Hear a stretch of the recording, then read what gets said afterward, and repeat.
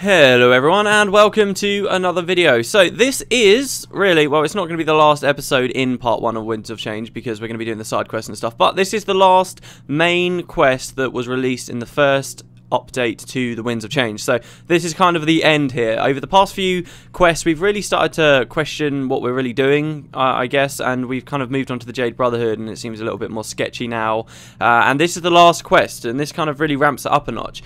It's a long one though, so pretty much I've decided that the actual bulk of the quest I'm going to be doing post commentary and even possibly speeding up the footage slightly as well, but I've got good reason for it and I'll talk about that in a minute. But we'll speak to Ahhh to kick things off. So this is the last one. And then we had to wait months before we could keep going after we'd finished this initially. So we've been able to discover the name of the Jade Brotherhood's leader, thanks to you. Yes, we got the name last episode. He goes by the name of Ryen the Phoenix, and we've got some leads to where he might be found. It won't be an easy trip, but the hardship is worth it. We could end centuries of corruption and violence. Let's eliminate this scourge of our people. You are the best asset that the Ministry has, so I want to send you in first. See, we're not like the best asset. I suppose we have done quite a lot of work with the Ministry, and we've not even really met with the leadership or done very much. We've just spoken to a couple of their superiors, like Ahhh here. But anyway, if you're willing to undertake this, come speak with me again when you're ready. I'll direct you as to where you should go. I understand. Or really, this is more your problem than mine. I would be inclined to say that, because I don't think we've really got a problem with the Jade Brotherhood in the end. But, alright, I guess we're going to do it. So we're going to load in. Albeit slightly reluctantly. This is an instanced quest, so what waits in the shadow? I've made preparations to ensure that your travel will be discreet. Are you ready? And we can say, yeah, I'm ready to leave immediately. And we'll go in. And you load into the Dragon's Throat. So I was talking a while ago in the LP. I can't remember exactly what I was mentioning at that time. But I was talking a while ago about how we'd recently seen the Dragon Throat, because we did that challenge mission quite recently. Well, you kind of come back here. It's set up in such a way, though. Hold on, let me aggro something. Like this guy, for example. It's set up in such a way, though, that you'll find that there are all these little passageways blocked. So our target is there, as you can see on my minimap there.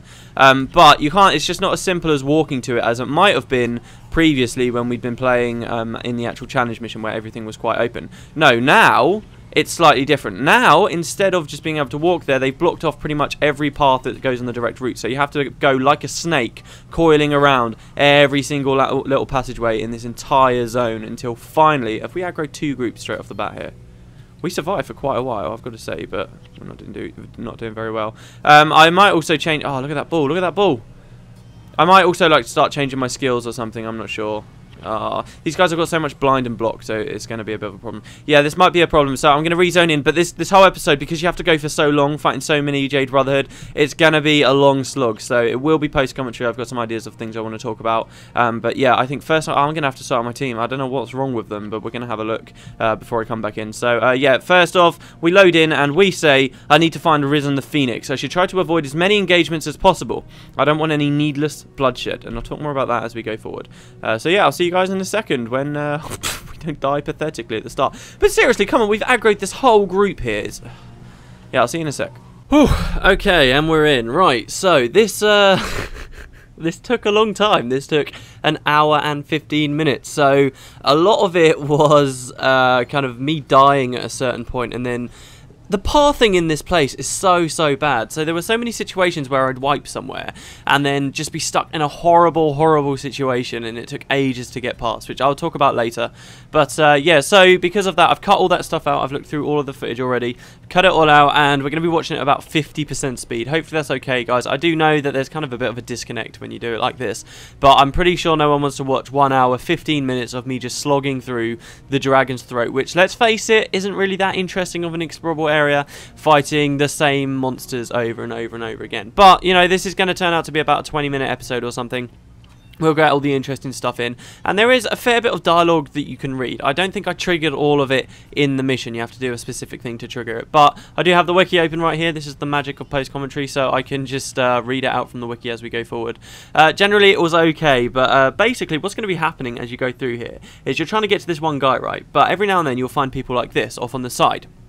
and they'll be allied with you. They're NPCs. There'll be like one generic Jade Brotherhood mob along with a boss. A boss who I suppose the lore is could potentially rise up to become the next leader of the Jade Brotherhood, as we discussed last episode. So in theory, if you don't kill these bosses, the Jade Brotherhood won't really go away. I guess that's kind of the lore idea there.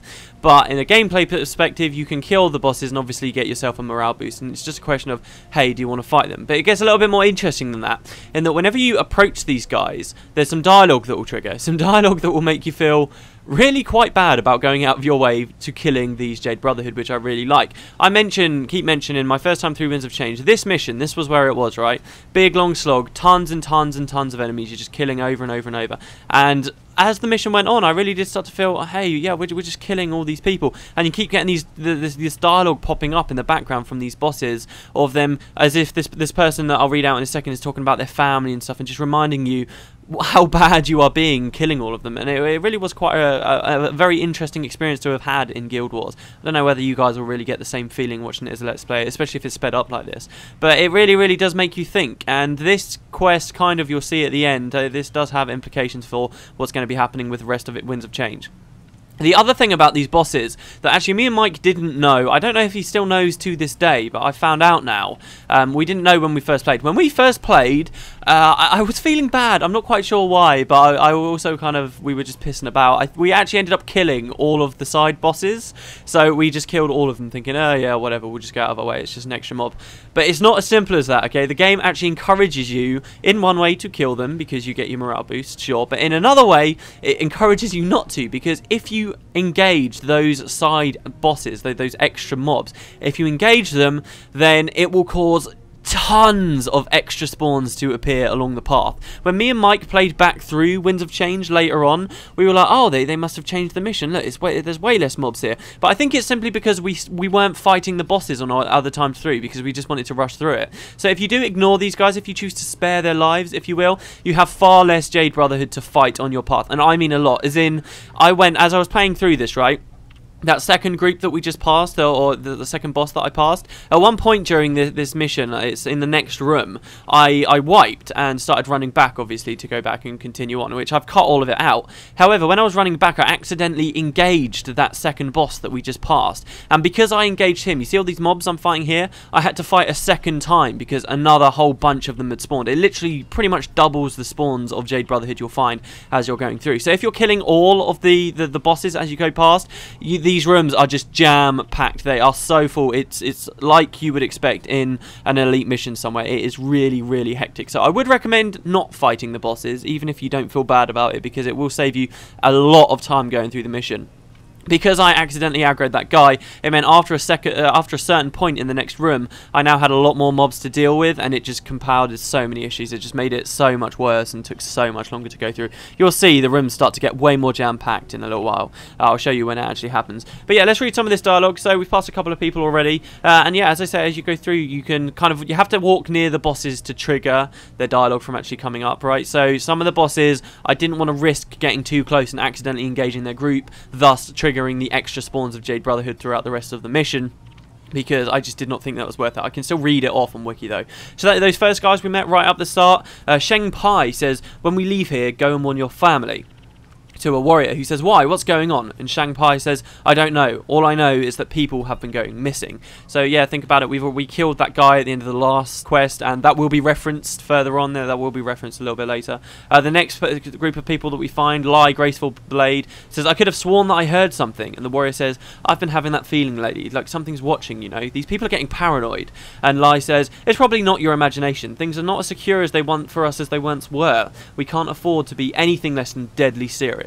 So they make you feel sorry and let you sympathise with the Jade Brotherhood's position that they're in at the moment, but you do still appreciate that they are Jade Brotherhood and that they won't go down with a fight, which I think is quite well written, really. Jiang Wen, the person we just met, says, I can't believe this, being forced to skulk about in the shadows as though we're the Amfa. Yeah, because don't forget, this whole thing of the Zhangguang Skyway, the whole idea was the Undercity was the Amfa, and the Jade Brotherhood were kind of the more regal, if you will, gang higher up. But the reality of it now is that these guys are down here in the Dragon's Throat in the sewers, which is quite interesting. I like that, actually, that the idea is maybe that the Ministry of Purity have started really working on the upper streets to make them a safer place and kicking all of the gangs out. Jiang says, why don't we just take the fight to the Ministry of Purity? What is Ryen trying to prove? Ryen being the leader at the moment, the guy we're trying to hunt down. The next people, these are the people you can just see there to my north, I believe that is, who called Ray B, who says, bloody Ministry of Purity giving the people hope. Ha! What a fool! What a lot of fools. It's more like giving an idiot a dagger without telling him which end is sharp. If it were up to me, he says, I'd just kill them all now. Why are we even here? Pathetic. Alright, so there will be more dialogue as we go forward, but there you go. I think that's the one I just read that just popped up on screen there. We'll read more as obviously we meet the other people. This actually does have other ramifications on some dialogue later on as well. The more bosses you kill, the boss at the end will actually reference how many you've killed, and he'll have different unique dialogue for you in that situation, which I'll try and read in advance, because as soon as you get to him, there's a lot of dialogue and interesting stuff to talk about as soon as we get there. So I'll try and have that already done. But yeah, this group here, you'll see it's sped up, so it's going to be a little bit harder to see, which really works in my favour actually.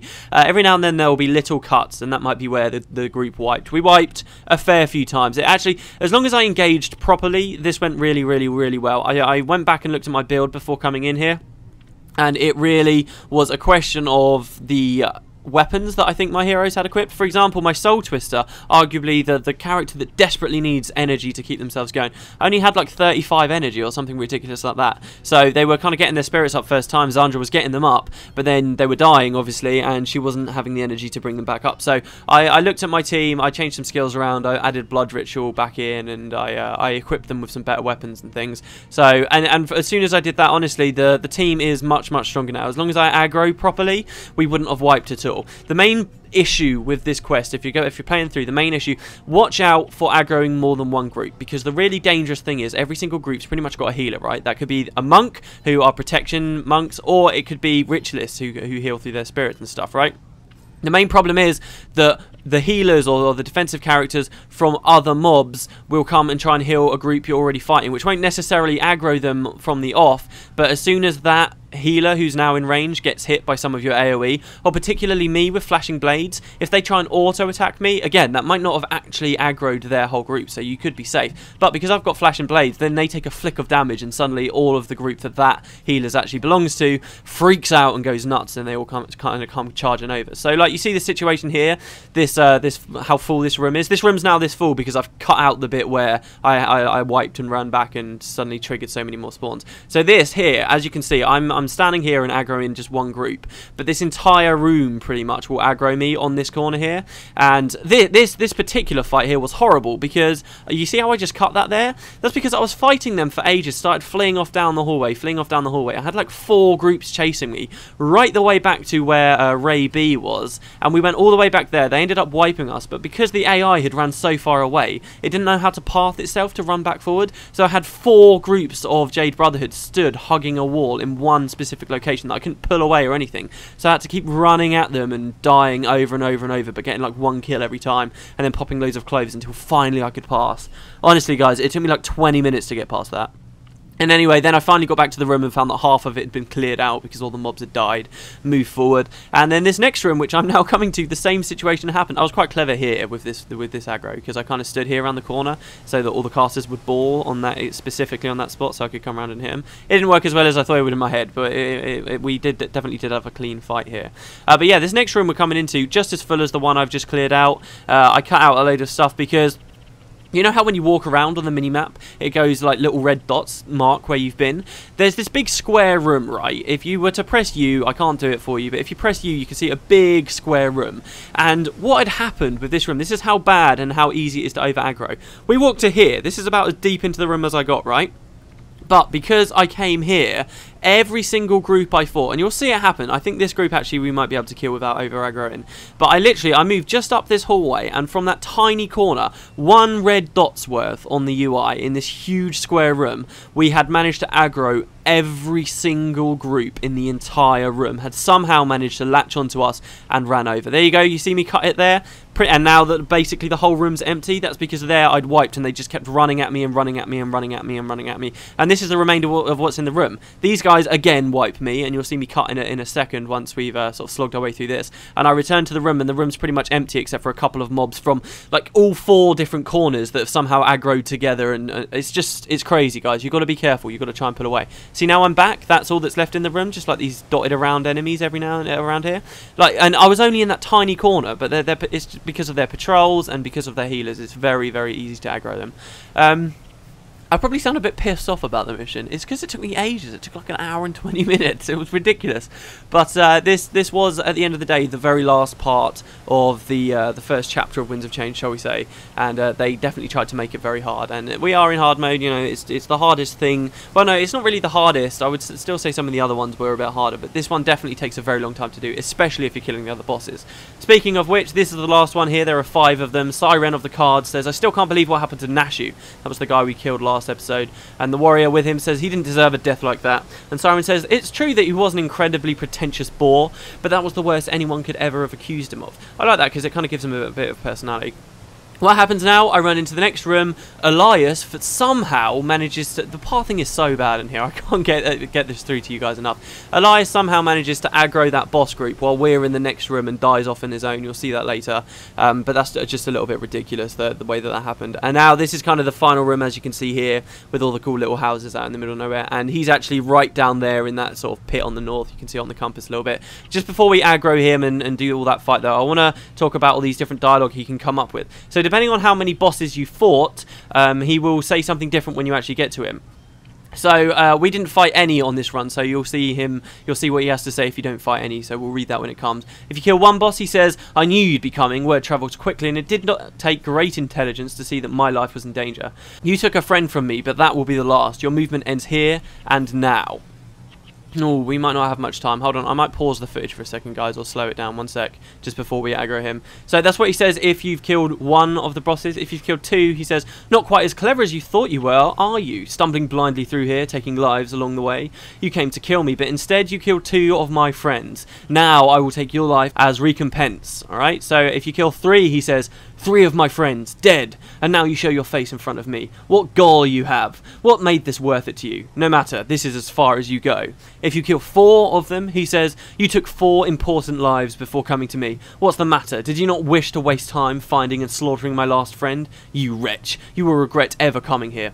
And finally, if you've killed everyone he knows, everyone he cares about, he says, pathetic. I wondered when you'd come, little dog of the ministry. You slaughtered 5 friends of mine. Was their blood not enough to sate you? Does your justice require my life as well? Come on, if you think you can take me.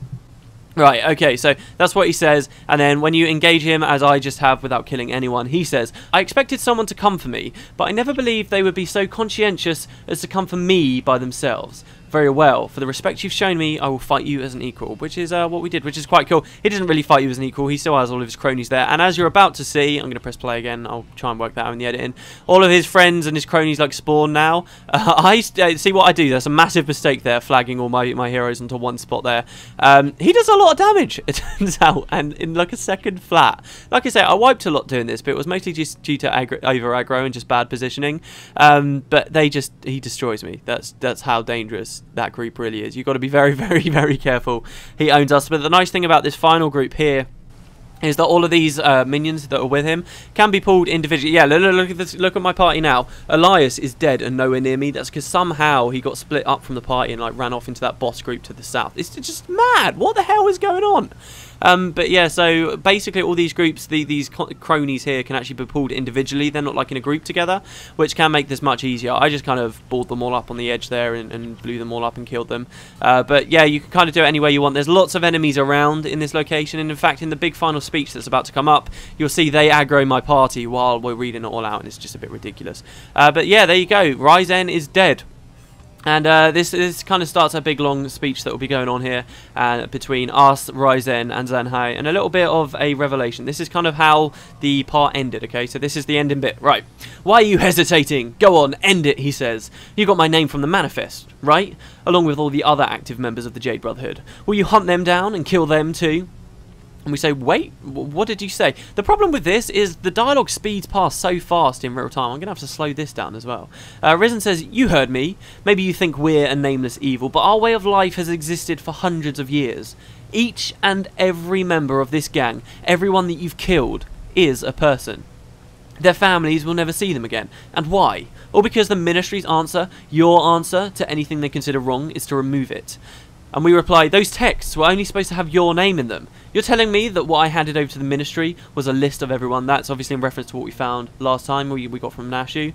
And Ryen says, how sad. You came this far without realising that you were being used. And now is your chance to speak with the one responsible. I'll be making my exit now, but this isn't over. And then he bolts it, he runs away, and he's off. The conversation's supposed to just continue on like normal here. However, you'll see that Ahhh is like blocked on a spirit on the stairs. As I said, the pathing is atrocious here. Seriously, I rubber banded so many times in this mission. It was just so annoying. But you'll see he's up there, and we kind of have to sit there and wait for the spirit of Bloodsong to die before he runs down. Which is, yes, very annoying, but hey, what are you going to do? Eventually, when he runs down, like 5 minutes later, he says, oh no, he's escaping. A little bit too late, admittedly, but he says yes, he's escaping, and we've kind of had a change of heart here, and we say, is what he said true? Was that really a manifest? We can't hunt people down like this. We'd be no better than them. And Ahhh says, how naive can you be? Evil exists in this world. We're fighting to end it. If people misunderstand what I must do to make the world better, then so be it. I knew from the start that I didn't belong in the world I was helping to create. The future doesn't belong to you or me. It belongs to those who come after us. Their hands will be clean of blood. They do not need to know any sin if we pay that price for them. To think that a child like Ahhh might never again know pain, isn't that a future worth fighting for? So I really do like the plot here. They really start to ask some pretty cool questions about what it means to be evil. Are the Ministry of Purity being evil, or are they, in their eyes, just trying to commit all the sins themselves so that no one else does, so that no one else has to? Is massive murder like this really justified if you can say that no one else will ever have to murder like it again? It's really, really cool. I do like the kind of depth, the things that this quest makes you start asking yourself. And then obviously he mentioned there Ahhh, again, we don't really know very much. In the next couple of episodes, hopefully we'll learn more hints about this kind of stuff. We say, I can't go along with this. The ministry has been doing good work, but you're taking this too far. There are better ways to make this country strong again. So yeah, we've been a little bit evil ourselves, but we're stepping out, so it seems. Ahhh says, I see. I think it's finally time for you to speak with Minister Reiko. Once you see her vision, you will truly understand what we fight for. Do you know why we wear these masks? Because we don't fight as ourselves. We represent the will of the people, united in our cause. I want you to be a part of that. Listen to Reiko, meet Ahhh, and if their vision does not move you, then walk away from this. You can walk away and leave Cantha in the hands of her people, those who care for her the most. And that's it. So we've kind of been invited to finally see someone quite important in the ministry. Reiko, this Minister Reiko, the person who is credited, at least partly, in games. There's still some amazing stuff that I've got to talk about with their leadership. But this Minister Reiko, this woman, she is the one right at the head of the ministry. And that's kind of how they ended this part of Winds of Change. A pretty good cliffhanger. What originally happened was you'd then get a cutscene. The only cutscene really that ever appeared in Winds of Change happened when you finished a chapter before the next one was out, and you'd have a cutscene that said to be continued, and that was it. There was no dialogue or anything like that. It just was like a little shot of the dragon's throat, and it said to be continued, and that's how things ended. However, obviously that's not happening anymore, so I can't show you that cutscene. Don't worry, you're not really missing out. And you just instead zone back out to the dragon's throat, and you can walk back to Zangwang Skyway to speak to Ahhh, and essentially end this part of the Winds of Change. So you speak to him and he says it's time for you to meet with Minister Reiko so that you can see the purity of her vision for yourself. For further instructions, speak with the Herald of Purity in Kaining Center. And that's kind of it with Ahhh, at least for now. And that's kind of the end of the first chapter of Winds of Change for you guys. I really do enjoy what they do with the story there, even though the mission is so sluggish and long and just monotonous. But yeah, it is really interesting. I like the kind of things that they're making us ask ourselves. What do you guys think? I definitely did enjoy it. I thought it was something very interesting that I hadn't seen, particularly in an MMO before. So yeah, it was very fun. Next episode, we will start looking at side quests and all these dialogues, learn a bit more about Reiko, what's going on with this Ahhh, what are people talking about with this family, and we'll continue it from there. So yeah, thanks very much for watching, guys, and I will see you next time. Hopefully the whole post-commentary thing was alright for you.